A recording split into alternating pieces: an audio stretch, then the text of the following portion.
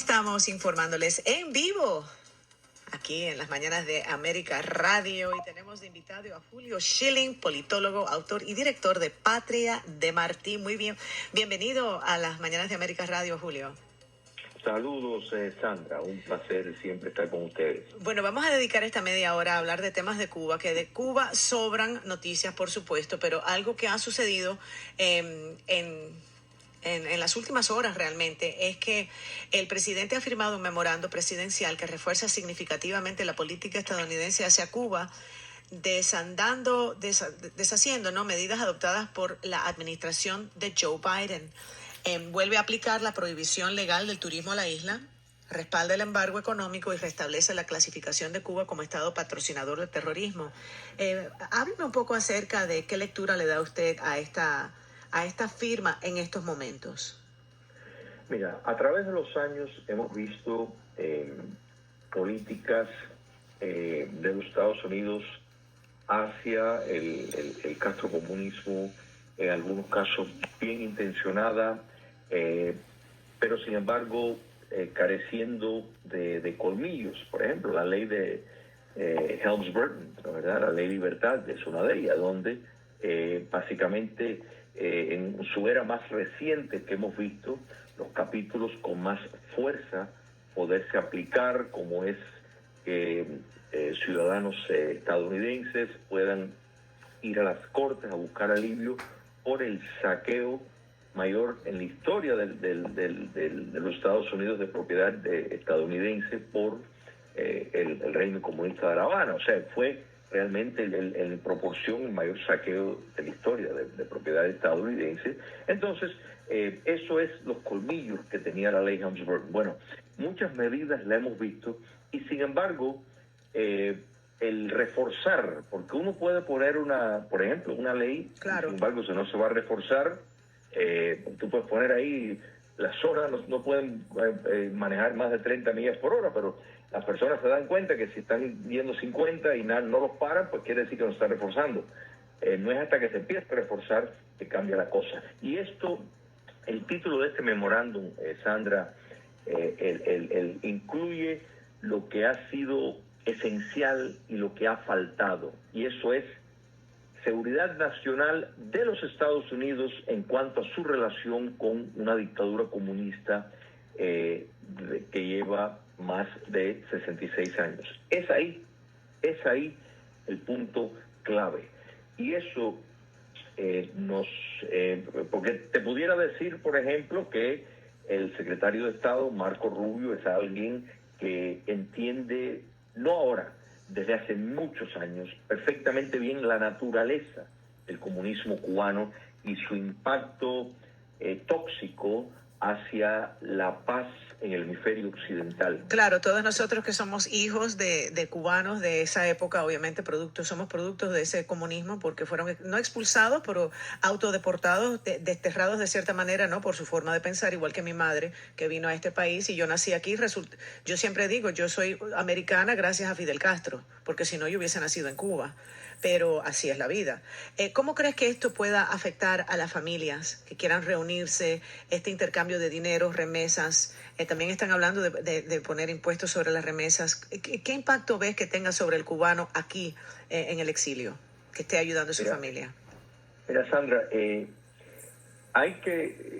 esta medida está tratando por todo lo alto de castigar al sector dictatorial y no causar daños a la población que es la mayor parte del pueblo de Cuba, que no está implicado en los crímenes de lesa humanidad que se cometen a diario en Cuba comunista desde el poder político. Entonces, a veces es una tarea difícil porque como todo guerra, y que hay que estar claro, estamos en guerra con el comunismo cubano, o sea, porque el comunismo cubano ha estado en guerra con el pueblo de Cuba, con el pueblo de los Estados Unidos, con el pueblo de Colombia, con el pueblo de Venezuela, al meterle guerrillas, a promover el terrorismo doméstico aquí mismo en los Estados Unidos, no algo del pasado, algo del presente, es una guerra constante contra la libertad y contra sus propios ciudadanos. Entonces, si queremos ponerle fin a ese régimen dictatorial, que es en sí la esencia del problema, yo creo que siempre tenemos que recordar cuando se mira, bueno, qué costo tiene esto para la población y qué costo va a tener para quienes están causando el mal. Todo proceso de liberación tiene precios altos. Yo creo que si miramos la historia, no podemos decir que hubo una guerra de independencia, de liberación, que no se llevó un precio. Entonces, no es posible que no se lleve algún tipo de costo, la verdad, pero es fundamental mantener en cuenta que hasta que no se resuelva el problema ético-político en Cuba, vamos a tener crisis tras crisis, crimen de lesa humanidad tras crimen de lesa humanidad, apagones perpetuos, miseria, presos políticos, tortura. O sea, el enfoque prioritario tiene que ser cómo se libera a Cuba, cómo se puede remover esta mafia que asaltó el poder hace 66 años. Bueno, y precisamente, Julio, entonces la pregunta obligada, ¿crees que esta iniciativa del presidente tenga algún efecto para realizar ese cambio, para mover la aguja en cuanto a la liberación de Cuba de este comunismo, de esta dictadura? Si se proponen tal cual como lo anuncian, como tiene anunciado la designación de diferentes agencias del gobierno federal para hacer el escrutinio necesario para cortarles recursos a la dictadura en Cuba. Porque hay que estar claro, ningún régimen dictatorial se mantiene sin dinero, se mantiene por diferentes fuentes de ingresos, incluyendo tener más de 2.500 empresas de pantalla. ¿Qué significa eso?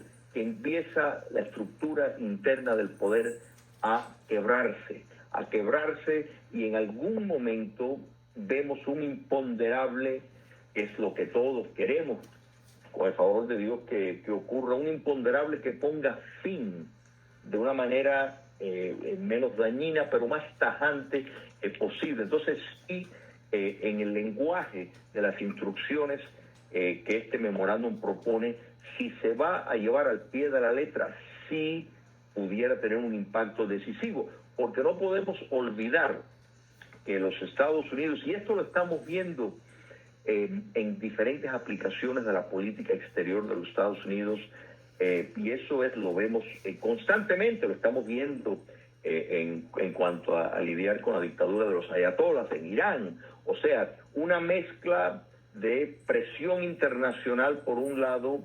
Vemos cómo, por ejemplo, la OTAN, de pronto todos deciden, sí, vamos a dar lo que nos corresponde dar y vamos a tomar esta política más proactiva. Los Estados Unidos, en cuanto a el castrocomunismo, perfectamente puede impactar y poner a otros países contra la pared en cuanto a seguir llevando asistencia a Cuba comunista. Bueno, precisamente, Julio, estabas mencionando de la presencia china en Corea del Norte y cómo China está pues apoyando a muchas de estas dictaduras, un país que también sabemos que tiene una población que está en declive, que tiene sus propios problemas económicos. Obviamente ahora con los aranceles le ha puesto un poco la situación más difícil a China, pero China está financiando y construyendo 55 nuevos parques solares en Cuba. Algo interesante, esta inversión china en la isla, especialmente en lo que es el sector eléctrico que tanta falta hace, que tanta falta le hace al régimen para mantener a la población un poco tranquila, porque muchas de las revueltas que hemos visto, muchas de las manifestaciones en los últimos meses ha sido precisamente por la falta de electricidad. Vamos a hacer una pausa y cuando regresemos vamos a tomar ese tema. Quiero saber lo que opinas acerca de esta inversión china en la isla cubana y cómo está manteniendo a la dictadura cubana. Ya regresamos enseguida en Las Mañanas de América Radio. Seguimos informando en vivo aquí en la cabina de Las Mañanas de América Radio con Sandra Peebles y estamos conversando con Julio Schilling, politólogo, autor y director de Patria de Martí.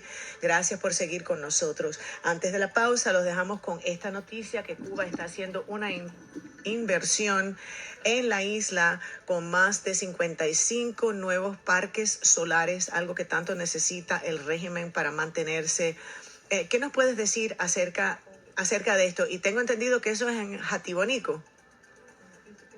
Correcto, correcto. Mira, esta, esta noticia, Sandra, la da pie a unir algo en el segmento previo que es de una gran importancia para poder realmente apreciar la validez de el argumento de que realmente las condiciones están como hace muchísimo tiempo no están, tal vez desde el principio de la toma de poder del castrocomunismo en Cuba, para buscar vías de liberación. Y eso es, o sea, cuando miramos lo que en inglés se conoce el timing, ¿verdad? El timing. Todo en el tiempo de Dios. Y estamos viviendo unos momentos donde para el castrismo se está en medio de la peor de sus situaciones. Primero, no tiene uno de sus principales formas de escape que tenían, era contando, para ponerlo en un contexto más moderno, más actualizado, los bancos rusos servían para precisamente esquivar cualquier institución financiera que buscara el escrutinio de la imposición de sanciones para lavar el dinero del narcotráfico. Al Rusia tener el escrutinio que tiene de sus bancos por su invasión a Ucrania, fíjate que la crisis energética en Cuba se empeora. Y no es solo por la falta de petróleo, es por la falta de divisas que usaban del dinero del lavado de dinero y de las empresas fantasmas que tienen a través del mundo, que utilizaban los bancos de Putin para las transacciones. Rusia está ocupado, y Rusia es una fuente que podía ayudar en ausencia de ya los bancos extranjeros, porque la ley Helms-Burton, al tener el colmillo de poder llevar a los tribunales empresas que están traficando con propiedad expropiada, confiscadas, saqueadas en Cuba, pues entonces tienen no tienen incentivo, más bien tienen una repelación de invertir en Cuba comunista. Entonces, todo esto se está sintiendo porque las inversiones que el castrismo buscaba al desarrollar un modelo híbrido, ¿no? ¿Verdad? No tanto como el modelo chino, porque el exilio cubano, la emigración cubana que vive fuera, no estuvo dispuesto cuando la apertura con Obama a proporcionar vías de inversión económica, que es lo que buscaban, y sí ocurrió con China, sino más bien querían imitar un putinismo tropical, ¿la verdad? Y sin embargo, se le ha cerrado esa vía.